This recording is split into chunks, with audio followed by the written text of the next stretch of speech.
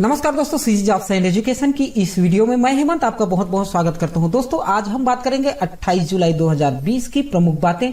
इससे पहले कि आप मेरे YouTube चैनल पर नए आए हैं तो प्लीज आपसे एक निवेदन है कि आप मेरे YouTube चैनल को सब्सक्राइब कर लीजिए। सब्सक्राइब होते ही बेल के आइकन को दबाना ना भूले, ताकि जब भी मैं कोई नया वीडियो अपलोड करूं जॉब से या एजुकेशन से संबंधित तो सबसे पहले आप तक पहुंच जाए। तो चलिए आज की वीडियो को शुरू करते हैं फटाफट। तो यहाँ पर छत्तीसगढ़ अनलॉक 1 का 27वां दिन, राज्य में लॉकडाउन 6 अगस्त तक बढ़ाया गया। बकरीद और रक्षाबंधन पर भी छूट नहीं। कृषि मंत्री ने कहा संक्रमित बढ़े, ठीक होने वाले कम हुए। मुख्यमंत्री निवास कार्यालय में हुई समीक्षा बैठक के बाद निर्णय लिया गया। कृषि मंत्री रविंद्र चौबे ने कहा जिला कलेक्टर अपने स्तर पर ले सकेंगे निर्णय। और कोरोना संक्रमण के बढ़ते मामलों को देखते हुए छत्तीसगढ़ में लॉकडाउन 28 जुलाई से बढ़ाकर 6 अगस्त तक किया गया है। इस दौरान 1 अगस्त को होने वाली बकरीद और 3 अगस्त को होने वाली रक्षाबंधन के लिए भी छूट नहीं दी जाएगी। मुख्यमंत्री भूपेश बघेल की अध्यक्षता में सोमवार को उनके निवास कार्यालय में हुई बैठक पर इसको लेकर निर्णय किया गया। कैबिनेट के साथ बैठक के बाद कृषि मंत्री रविंद्र चौबे ने कहा कि प्रदेश में संक्रमण लगातार बढ़ता जा रहा है। मरीजों की संख्या बढ़ रही है, जबकि ठीक होने वालों की संख्या कम हुई है। इसे देखते हुए 22 जुलाई से चल रहे लॉकडाउन को 7 दिन और बढ़ाया जा रहा है। हालांकि कृषि मंत्री चौबे ने कहा कि जिला कलेक्टर अपने स्तर पर इसे नहीं बढ़ाने और छूट देने का फैसला कर सकते हैं।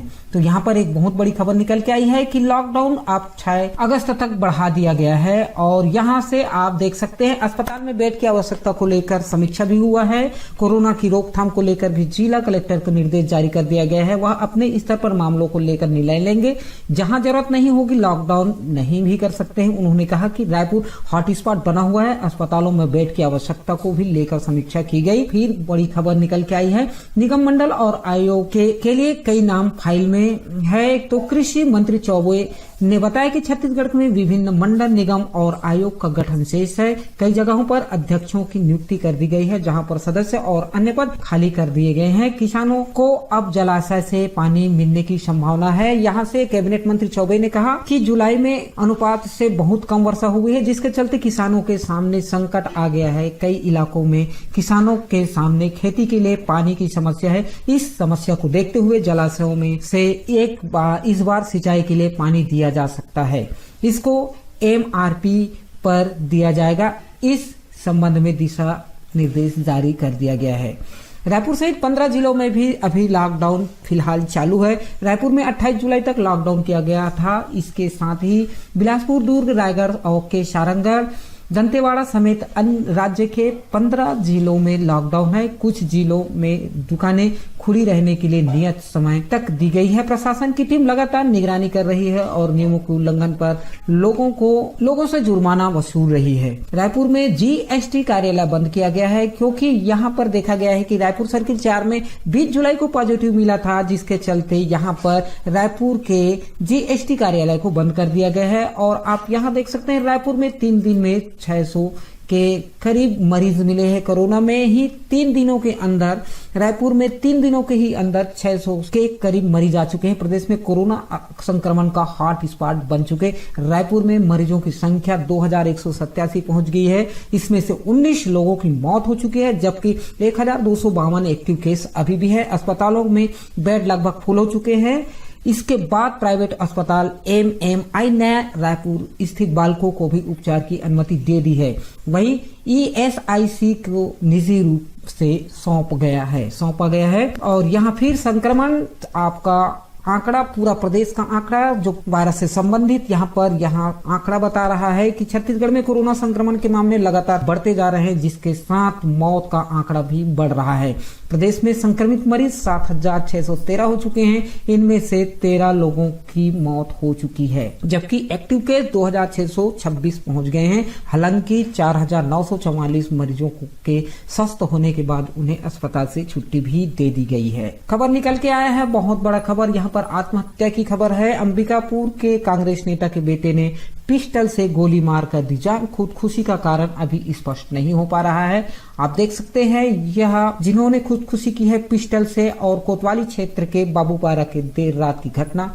कोई सुसाइड नोट नहीं मिला। घटना के बाद परिजन अस्पताल लेकर पहुंचे, वहां डॉक्टरों ने मृत घोषित कर दिया। तो छत्तीसगढ़ के अंबिकापुर में रविवार देर रात कांग्रेस नेता के बेटे ने गोली मारकर आत्महत्या कर ली। गोली मार चलने की आवाज सुनकर परिजन उसे अस्पताल ले गया, लेकिन वहां डॉक्टरों ने मृत घोषित कर दिया। युवक के आत्महत्या करने के कारणों का पता नहीं चल सका। पुलिस को मौके पर कोई सुसाइड नोट भी नहीं मिला है। घटना कोतवाली क्षेत्र की है। जानकारी के मुताबिक आपको बता दें कि अर्जुनेंद्र सिंह 30 वर्ष पुत्र माघवेंद्र सिंह ने रविवार देर रात करीब 12 बजे लाइसेंसी पिस्टल से खुद को गोली मार ली। बताया जा रहा है कि गोली सिर में लगने से अर्जुनेंद्र की मौके पर ही मृत्यु हो गई। सूचना मिलने पर पुलिस अधिकारी सहित फार्मेसिक एक्सपर्ट की टीम मौके पर पहुंची है और पुलिस को किसी तरह का सुसाइड नोट नहीं मिला है। यहाँ पर बता दें, पिता दरिमा सहकारी समिति के अध्यक्ष है। बताया जा रहा है कि अर्जुनेंद्र सिंह की करीब 2 साल पहले शादी हुई थी। उसमें कोई बच्चे उसके कोई बच्चे नहीं थे।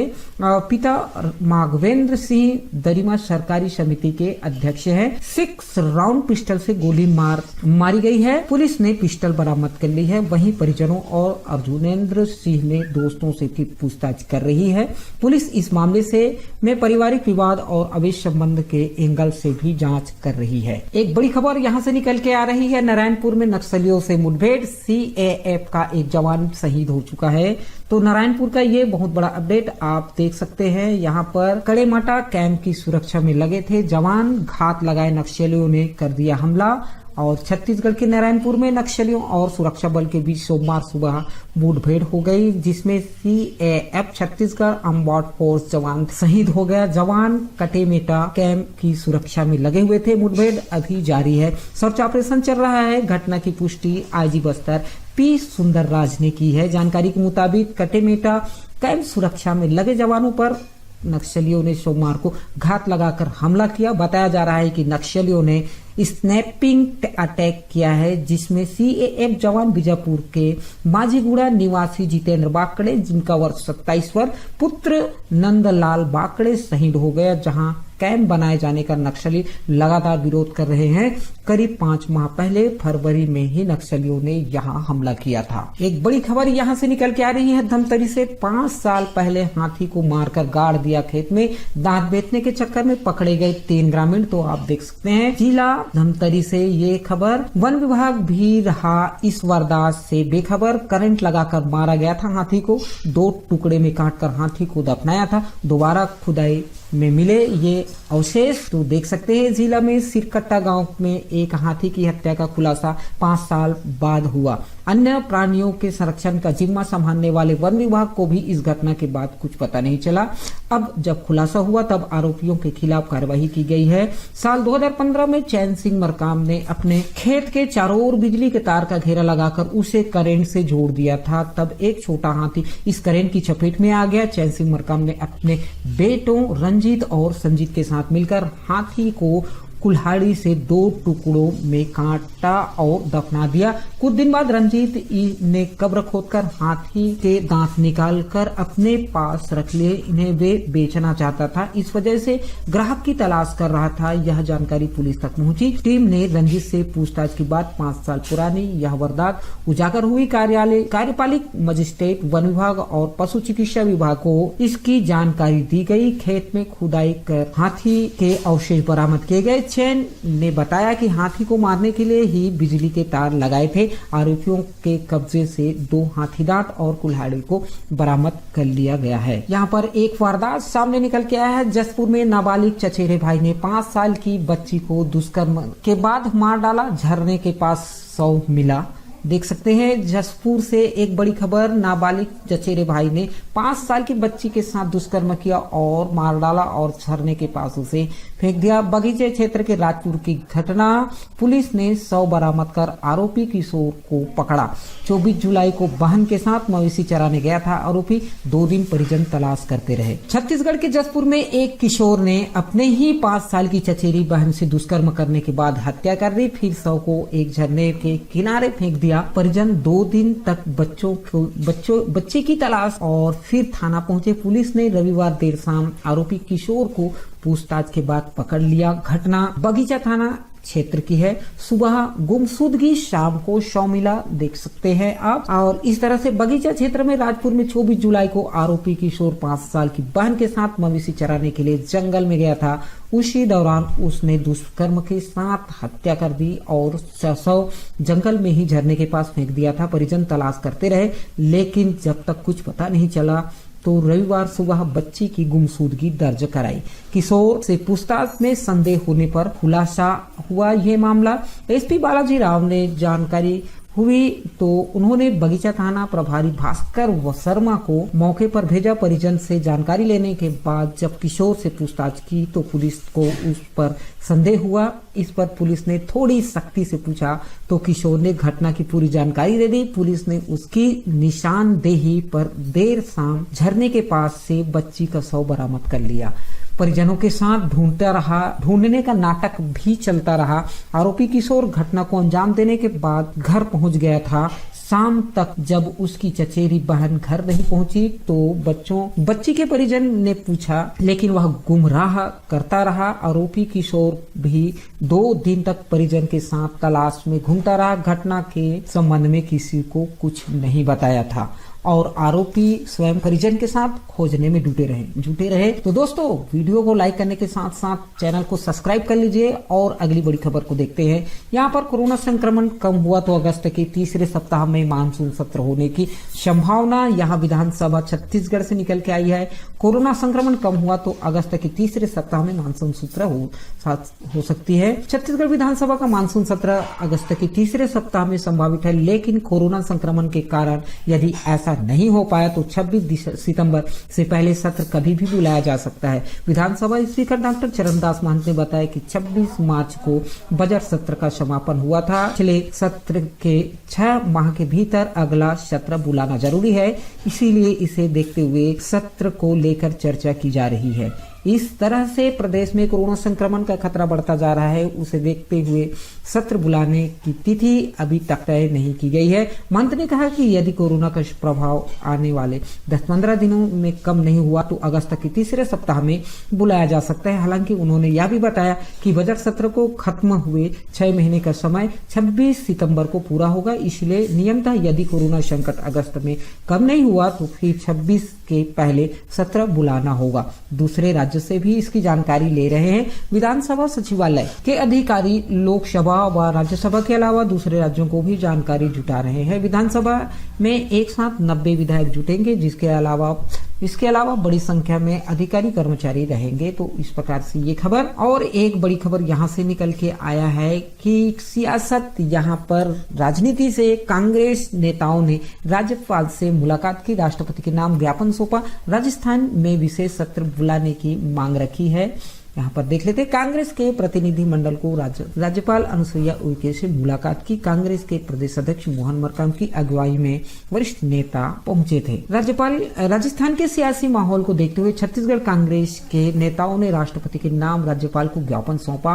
राजधानी के राजभवन पहुंचकर नेताओं ने राज्यपाल अनुसुईया उइके से मुलाकात की। कांग्रेस के करीब 1 दर्जन नेताओं ने मांग पर पत्र राज्यपाल को भेजा, जिसमें कहा गया कि राजस्थान में लोकतांत्रिक तरीके से निर्वाचित कांग्रेस के नेता अशोक गहलोत के नेतृत्व वाली सरकार को जिस तरह से गिराने का कुचक्र भारतीय जनता पार्टी के सहयोग से किया जा रहा है, वह लोकतांत्रिक और संवैधानिक बहुमूल्यों की हत्या करने के समान है। कांग्रेस ने राष्ट्रपति से मांग करते हुए पत्र लिखा है कि हमारी आपसे अपेक्षा है कि देश के संवैधानिक और प्रजातांत्रिक ढांचों को बनाए रखने के लिए की मांग करते हुए राजस्थान में विधानसभा का विशेष सत्र तत्काल बुलाया जाए या अलोकतांत्रिक कृत्य पर रोक लगाते हुए प्रकरण में हस्तक्षेप करें। नेताओं ने राज्यपाल अनुसुईया उइके से कहा, लोकतंत्र और संवैधानिक मूल्य को बचाने के लिए छत्तीसगढ़ के आवाम को आवाज को देश के मुख्य राष्ट्रपति तक पहुंचाए। इस राज्यपाल ने उचित कार्यवाही का आश्वासन दिया है। यहाँ पर एक बहुत बड़ी खबर जसपुर से आई है। कोरोना में विकल्प संक्रमण से बचने के लिए वाराणसी और प्रयागराज की जगह कर्मकांड के लिए अलकनंदा जा रहे हैं लोग। तो देख लेते हैं, यहाँ पर अलकनंदा का पानी भी गंगा जल की तरह कभी खराब नहीं होता, इसीलिए यहाँ भी हो रहा अस्थि विसर्जन। अलकनंदा को छत्तीसगढ़ की गंगा कहा जाता है। स्थानीय स्तर पर गंगा जल के रूप में होता है पूजा का उपयोग। और कोरोना संक्रमण के बढ़ते मामलों में कर्मकांड के विकल्प भी उपलब्ध करा दिए हैं। परिजनों की मौत पर जो लोग वाराणसी या प्रयागराज नहीं जा पा रहे हैं वे अलकनंदा पहुंचकर कर्मकांड कर रहे हैं। लॉकडाउन के बाद से अस्थियों के विसर्जन के लिए यहां बलरामपुर, सरगुजा और जसपुर सहित अन्य इलाकों से पहुंच रहे हैं। अलकनंदा को छत्तीसगढ़ की गंगा माना जाता है, इसीलिए भी गंगा जल की तरह कभी खराब नहीं होता। आप देख सकते हैं इस प्रकार से अलकनंदा जलप्रपात में बहने वाली पानी के गुण गंगा जल के समान है। इसके पानी का उपयोग कई क्षेत्र में कई साल पहले से ही गंगा जल के रूप में करते आ रहे हैं। ब्राह्मण परिवार के लोग भी यहीं कर रहे हैं कर्मकांड। जसपुर का सरगुजा, वाराणसी, प्रयागराज जाने के लिए बिहार से होकर गुजरना पड़ता है। वहां दूसरे राज्यों से प्रवेश के लिए नियम सख्त है। ऐसे में जिले में बहने वाली अलकनंदा में जाकर कर्मकांड करने की शुरुआत शहर में ब्राह्मण परिवार ने की है। एक बड़ी खबर यहाँ पर कोरबा से निकल के आई है। कोयला खदान पर ऊपरी हिस्सा धंस गया। SECL के अधिकारी के साथ विधायक और लोगों की झूमाझटकी हुई है। कोरबा से ये बहुत बड़ा update. South eastern coalfield limited SECL प्रबंधक का दावा, विशेषज्ञों की घटना की जांच करवा रहे हैं और आम लोगों और विधायकों ने बताई क्षेत्र की समस्या। इसी मुद्दे पर उलझे SECL कर्मी और आम लोग। जिले में ढेलवाही इलाके में जमीन के अंदर संचालित होने वाली कोयला खदान पर ऊपरी हिस्सा धंस गया। सोमवार की सुबह इस घटना के खदान के नीचे और ऊपरी हिस्से में कोई नहीं था। इस घटना के बाद अब लोग डर रहे हैं। गांव में कुछ ऐसा इलाका भी है जहां खदान के ऊपर लोगों के मकान हैं।